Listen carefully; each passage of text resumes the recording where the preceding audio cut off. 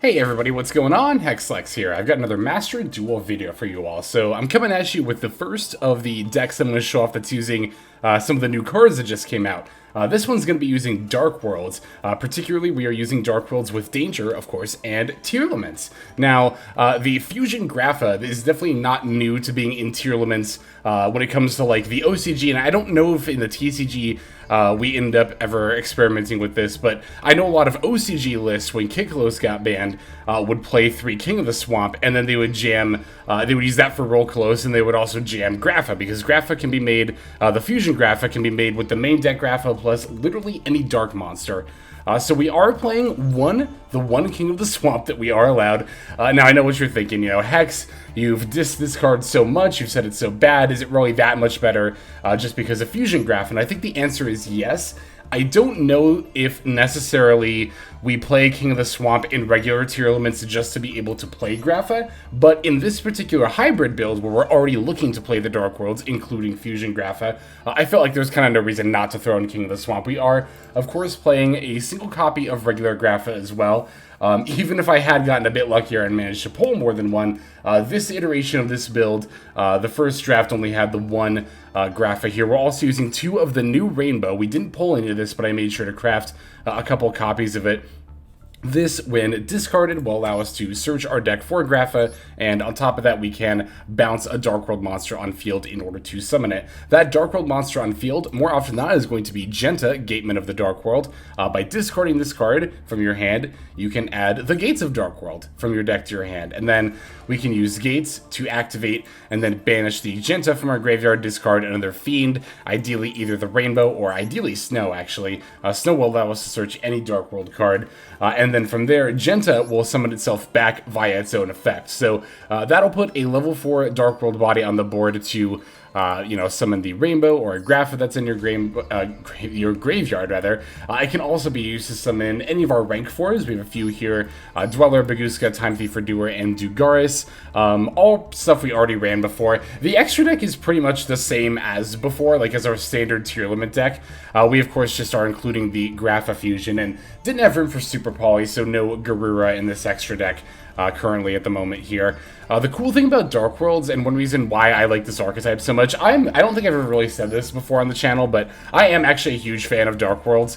When the first Dark World structure deck that introduced Grapha and Gates came out, I was all over it, and I had a ton of fun playing it. So I've been very much looking forward to this Secret Pack release, not only for Labyrinth, which will be like arguably a more meta archetype, but Dark Worlds in particular, again, I was just eager to play. The thing I like about Dark Worlds a lot, and it's still very true even nowadays, is the power that the deck has to filter through its draws, particularly the fact that Snoww and Gates are not once per turn. That's actually kind of one of the big things about Dark World, is that a lot of their effects are not once per turn.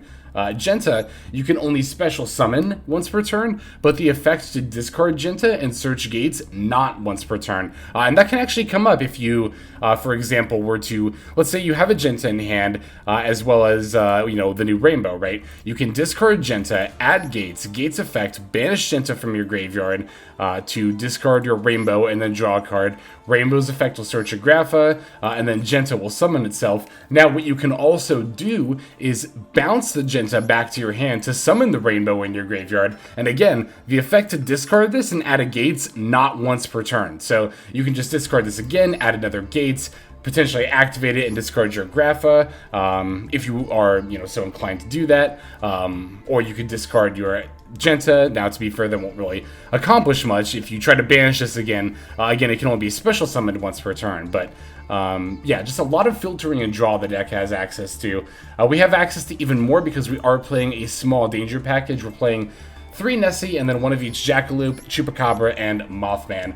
The reason I'm playing these particular ratios, I'm playing 3 Nessie because I think if you're going to be using Danger as a package, Nessie is one of the best ones to play as a 3 of, particularly in a Tearlament deck where it's Aqua and can be used to make Kitkallos or the Kaliedo-Heart.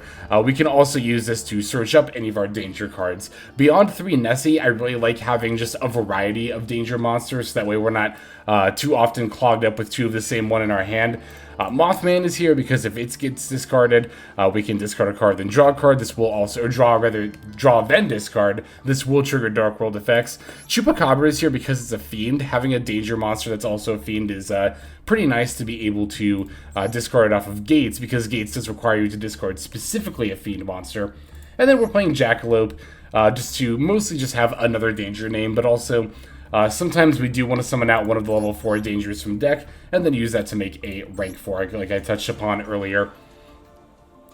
Let's see here, we were playing 3 Gates, as I mentioned, for Dark World spell trap support. We're playing 1 Archives, just the 1 copy, but I do think this card is pretty good. It's weird, this is actually a pretty interesting card. It's kind of situational when it's good, but when it is good, which is often if you have an extra search via Snoww, or just open this with the extra Dark World cards in hand. Basically, it's an extender, it's not a combo starter, but being able to draw 2, discard 1 is very, very good in this deck. I'm also playing 1 of the Quick Play Fusion spell, Dark World Ascension. Keep in mind, this can be used to fusion summon any Fiend Fusion monster, so if you're in a pinch and have the materials already in a graveyard, you can actually summon Kaliedo-Heart off of this. I believe you should be able to. It's a Fiend, I don't really see why you can't.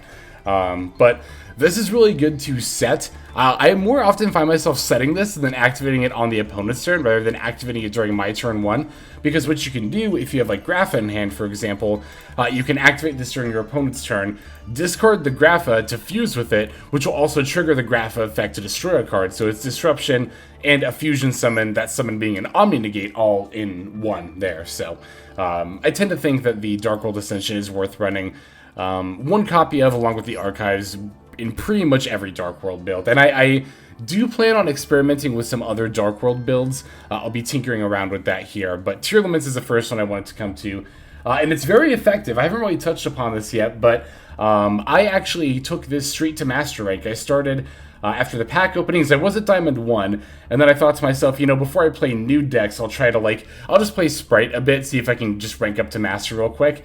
And I actually lost a few times and did not manage to rank up, and I was kind of thinking to myself at that point, like, okay, well, if I'm just going to lose and D-rank anyway, I might as well just play the new decks and see if I can get footage for them.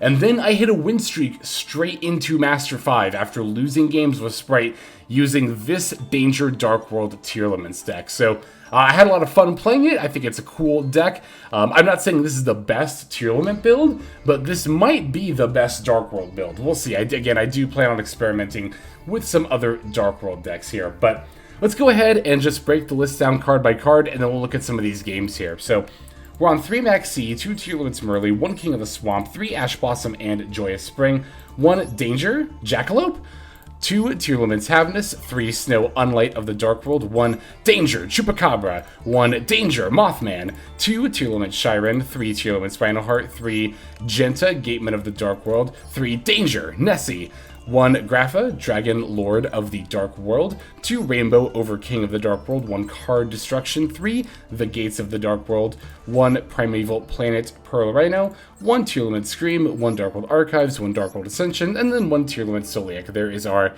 main deck. For the extra deck, we're on 1 Mudragon of the Swamp, 1 Tearlaments Kitkallos, 1 Predaplant Dragostapelia, 1 Tearlaments Rulkallos, 1 Tearlaments Kaliedo-Heart, 1 Grapha, Dragon Overlord of the Dark World, 1 Abyss Dweller, 1 number 41 Bagooska, the terribly tired Tapir, 1 Time Thief Redoer, 1 number 60 Dugaris the Timeless, 1 Divine Arsenal, AA-ZEUS Sky Thunder, 1 Dark the Dark Charmer Gloomy, 1 Spright Elf, 1 Spright Sprind, and then 1 Underworld Goddess of the Closed World.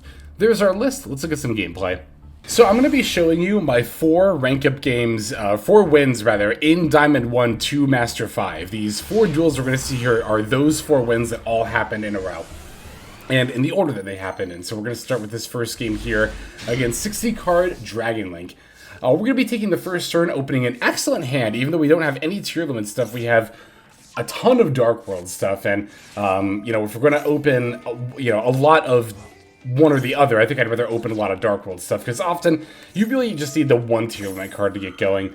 I have a feeling that these Dark World stats are not going to be the same moving forward. It's like, what, 0.009% or something like that. But yeah, as you can see, we're already seeing multiple copies of Genta being activated to grab multiple gates, which can all activate. So I think in pretty much any Dark World deck, even if you're just using Dark World as an engine like I am here, you pretty much do always want to be playing 3 Gates, 3 Genta, 3 Snoww at the very least, and then I like 2 Rainbow, 1 Grapha, again, at the very least, alongside Archives and Ascension.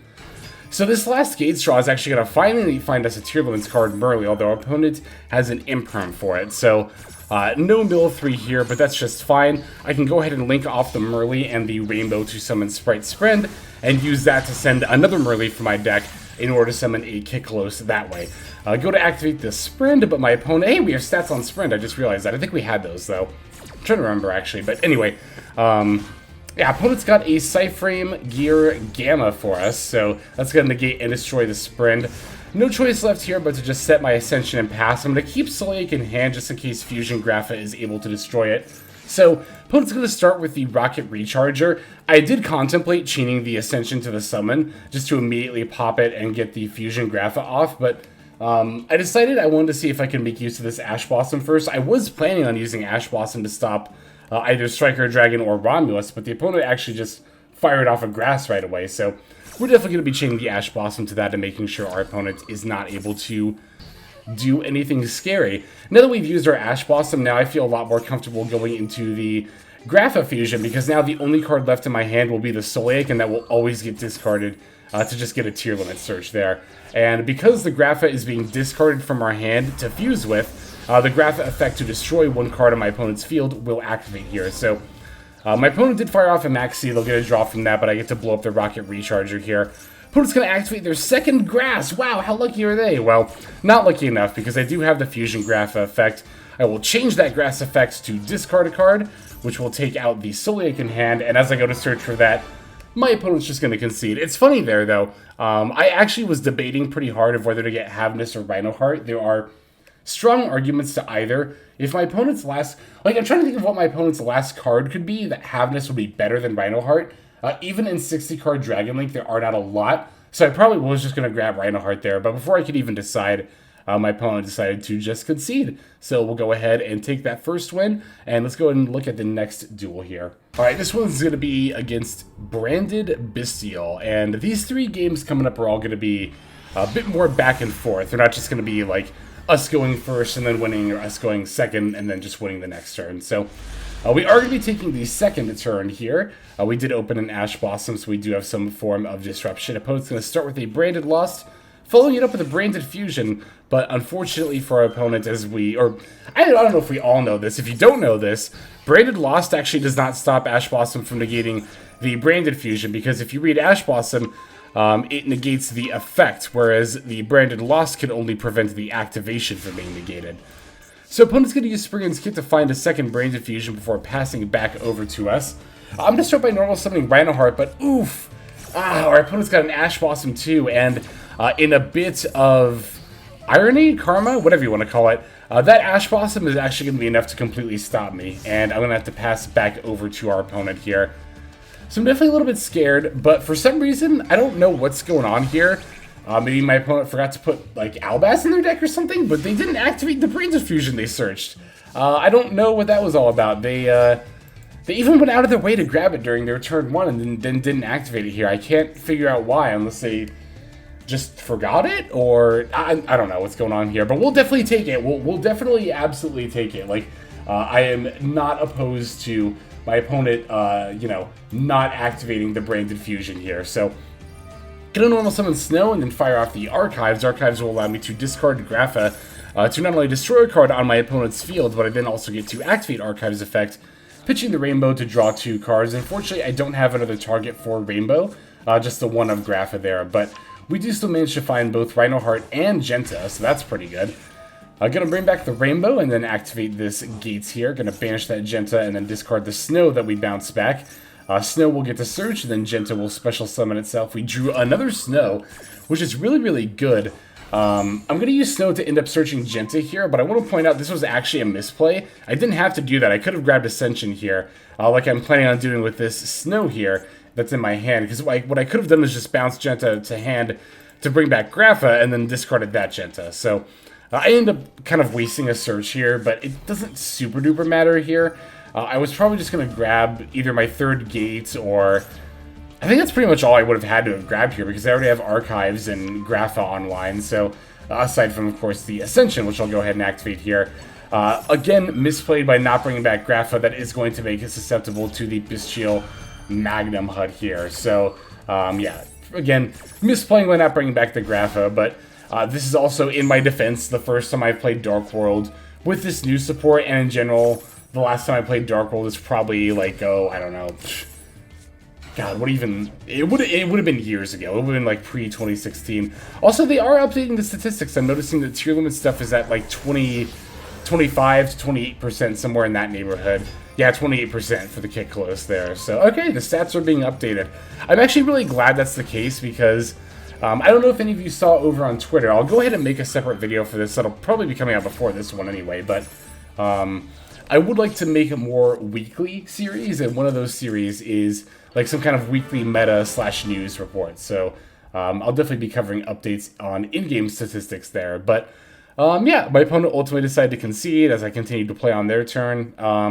This loss was totally preventable. I don't know, again, why they did not activate the Brain Diffusion they searched for, but hey, you know, like I said, we will definitely take it. So let's go and take a look at our next game here. All right, so we're going to be up against our first Labyrinth opponent. Well, it's our only Labyrinth opponent of this video, but I say first because, you know, there's no way we're not going to be fighting more Labyrinth opponents in the future. We're going to be going second yet again here. This time we did not open any Disruption, so that is definitely rough, although to be fair, there's not a whole lot it would do against decks like Labyrinth, which, yeah, they're just going to set a bunch of cards and then pass anyway. So, to be fair, this is actually, you know, a pretty ideal going second hand against a deck like Labyrinth. Going to start by normaling the Reinoheart here. I have a lot of other gas in my hand that does not take up a normal summon, so I'll commit the normal summon, see if my opponent has any Disruption. They've got an Imperm they're going to negate the Reinoheart with. We're going to next fire off the Mothman effect. Opponent's going to chain the big Welcome Labyrinth to summon and then bounce the Lady Labyrinth, but that's not as useless as it might seem, as the Lady Labyrinth effect will still be activating here. Because a Labyrinth card or effect was activated this turn. So the Lady Labyrinth will be special summoning herself to the field. Snoww is going to grab us a Genta to start getting more gates online. We do have a gates already in hand. This also proves to act as Ash Blossom bait, which Ash Blossom usage rate is up as well. That was at 62 for a while, and now it's at 81.7%. That's interesting. But okay, so here are the gates of Dark World here. I'm going to be activating that to discard Snoww and banish Genta. That will allow us to search with Snoww and then also summon Genta. Genta is so nice, not only being able to summon itself when you banish with gates, but then when you trigger a search effect like Snoww or the Rainbow, you can even chain block it with the Genta, which is really nice. Okay, so we've played out all the Dark World stuff that I want to for the time being, so I'm going to go ahead and fire off the Tearlaments Scheiren. Pitching the Havnis to try to fuse here. My opponent's got an Ice Dragon's Prison and a Deck Devi. Whoa, this Deck Devi is brutal. Like, I could have played through the Ice Dragon's Prison and probably still, if not found lethal, probably found, like, I would have probably just gone to a Zeus line to make sure my opponent was in complete top deck mode. But, yeah, this Deck Devi plus Ice Dragon's Prison is going to be enough to pretty much just completely board wipe me, except for the Mothman here. And then on top of that, we're going to be under Deck Devi for the next couple of turns, which is definitely not an ideal place to be. Opponent's going to flip up that Welcome Labyrinth they got. This will allow them to summon the Lovely Labyrinth to their field. Lovely Labyrinth is going to then set the Ice Dragon Prison once again before battling over the Danger Mothman. And they've got... okay, they don't have another back row. It's just going to be a card in hand before passing back over to us here. Thankfully, we still have gates on the field, and thankfully, we top deck Archives. Archives might have been like the best one card we could have top decked here. I'm not gonna lie. And then the Snoww is like definitely one of the better draws we could have gotten here too. So, Grapha, Archives, and Gateman, the Genta are all gonna be activating here. Looks like the big Welcome Labyrinth will be bouncing back the Lovely Lady, or just not Lovely Lady, just Lovely Labyrinth that I was going to destroy with the Grapha there. Genta will summon itself, Gates will discard Snoww and find another Gates, which is really cool. Unfortunately, the Deck Devi is going to take out this Reinoheart, which would have been amazing, but easy come, easy go, so on and so forth. So, opponent's going to use Welcome Labyrinth to set up theirs in the graveyard. I'm going to use Snoww to grab Dark World Ascension here. Mainly using Dark World Ascension to try to play around the Ice Dragon's Prison. But thankfully, nice thing about the Grapha and Rainbow summons is that they're inherent summons, so they're not activated effects. You just bounce the Dark World monster back and then summon all at once. It's not like a cost or anything like that. So, gonna normal summon and then bounce back the Genta, and then my opponent's gonna concede. This was actually really funny because, like, I think they were waiting to activate Ice Dragon's Prison. Like, they could have activated it while Rainbow was in the graveyard and banished both it and Grapha, and that would have screwed me over big time. Although, to be fair, I could have chained Ascension and banished whatever they were targeting with Ice Dragon's Prison. I don't know if they were just waiting for a better opportunity, but unfortunately for them, by waiting, they actually very much end up screwing themselves out of really any plays. It turns out the best time for my opponent to activate Ice Dragon's Prison that turn would have been right at the start of the turn to bring back Grapha and stop me from bouncing to summon Grapha or fusing with Grapha. But, I mean, that's not very intuitive, and I don't think that's right even against Dark World most of the time, so I don't blame my opponent for not flipping up the trap card sooner. But because they didn't, we did end up getting a pretty nice win there. I still have one more game to look at. Let's go straight into it. And for this final game, my opponent is going to be on P.U.N.K. Good old P.U.N.K. It did seem to be a pure Punks because they are playing the Rising Carp and Amazing Dragon and all that stuff, as opposed to just using P.U.N.K. as an engine like I often do. So going second yet again here, we do open a Havnis, so we have some form of disruption.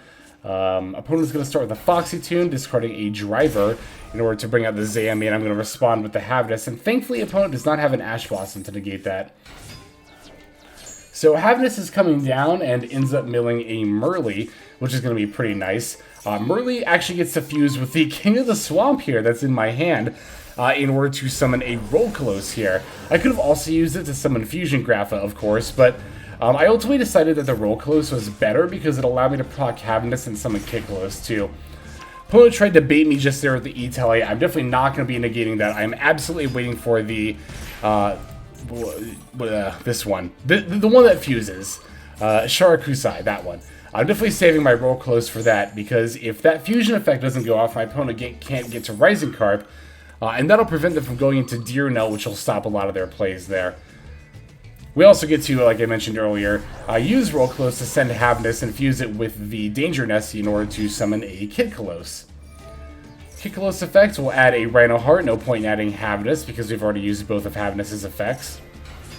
Opponent is going to get to drop a Madam Spider onto the board, but thankfully for me, they don't manage to get to summon much of anything here aside from a bunch of P.U.N.K. tuners, although they do get to set 3 cards, which is a little intimidating, but for a deck like P.U.N.K, I'm mostly expecting it to be, well, of course, the trap card they just searched on top of stuff like maybe Imperm or Call By. Stuff that might be a bit annoying, but ultimately probably won't be enough to stop me outright. Gonna immediately start by firing off the Kitkallos effect, especially the Reinoheart in my hand, triggering both the Merrli and the Havnis here. This will allow me to summon the Dragostapelia by using Kitkallos, because of course I already have the Rulkallos online.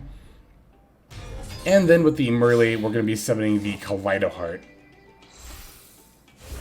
Yeah, I do have to be mindful of that P.U.N.K. trap card. Even though it is Destruction, which doesn't do a lot against stuff like Rulkallos and Kaliedo-Heart, it might still affect some of my other plays here. So, I'm going to start by activating the Gates here, banishing and then discarding the Rainbow. We managed to draw a Genta, so the Rainbow search will allow us to get a Grapha.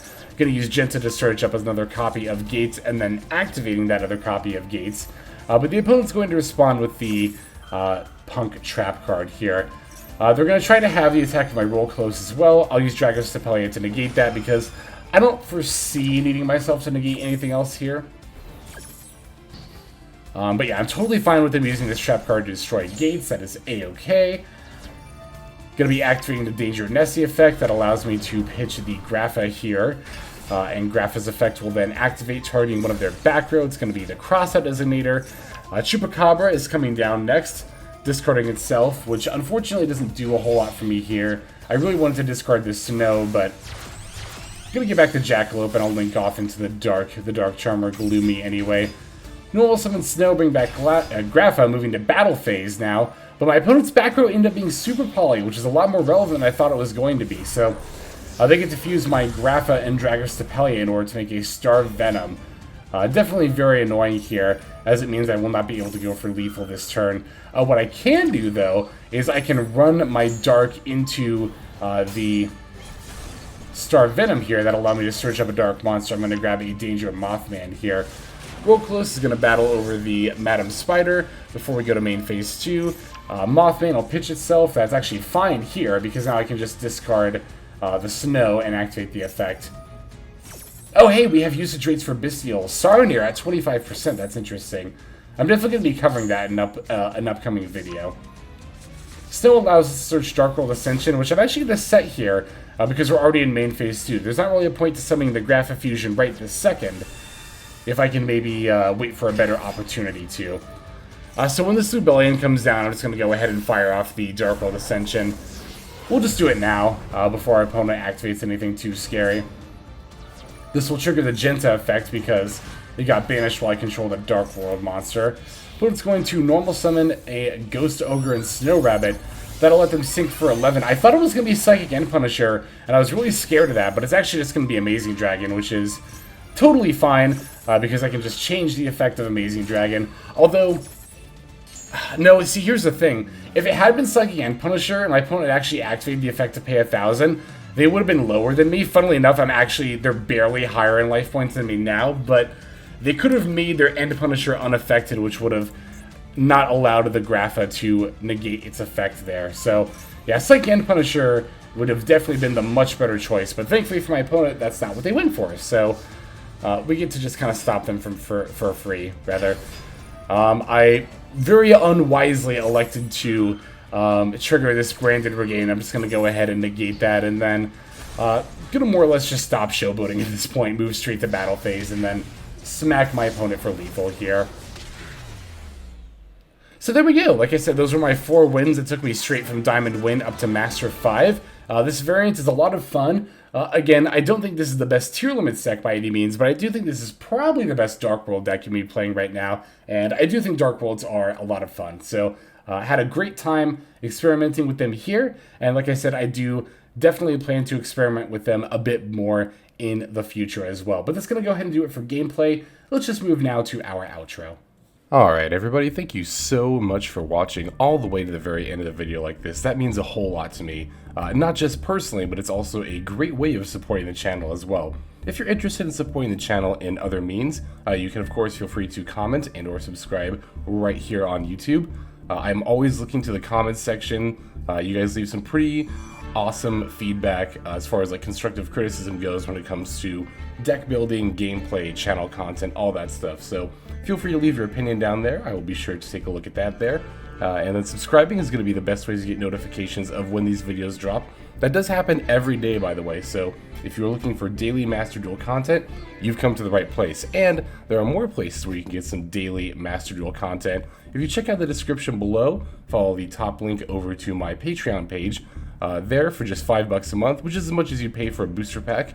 You'll find a lot more value than a pack full of filler over there. We've got some previews for content upcoming here on the channel. We've got some exclusive games that are only posted over on Patreon over there. We've got some Q&As, and then you can also have your name featured in this lovely credit sequence where I thank all of the people who are helping contribute over there on Patreon. It's a huge support to the channel, and it really means a lot as well. So thank you everyone who is donating that is featured here on screen. And again, you know, it's not just a pure donation. You do get some more daily Master Duel content over there just for being a part of the Patreon. But I think that's about all the time that I have for today's video. Once again, I just want to thank you so very much for sticking all the way to the end of the video. Again, it just means a lot, as I do put a decent amount of work into getting these videos out every single day. But that's about all the time that I've got for now. So without further ado, this is Xlex. I'm signing out, and I hope you have a fantastic day.